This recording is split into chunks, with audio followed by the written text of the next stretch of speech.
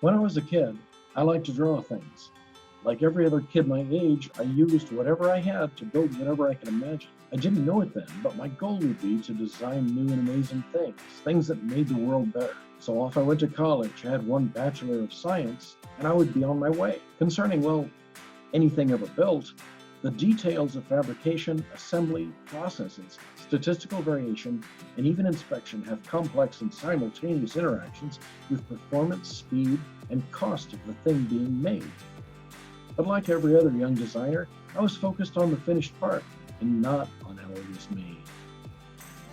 There is sometimes a complex dance of design and process, where you choose a process to make a product, which may affect the design, which dictates measurement, which adds design features, and so on. But for the moment, I had more pressing issues. An economic slowdown had made jobs scarce and competition difficult. I did find work not in design, but in manufacturing engineering and process engineering. In other words, I now made other people's designs work. I learned about design and process firsthand on the manufacturing floor.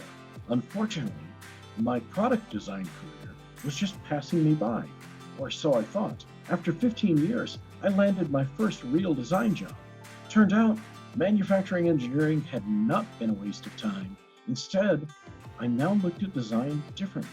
I saw statistics, processes, manufacturability, and inspection as if they were overlaid on the design I was doing. The ability to do this turned out to be kind of a design superpower. Would you like manufacturability built right in rather than squeezed in later?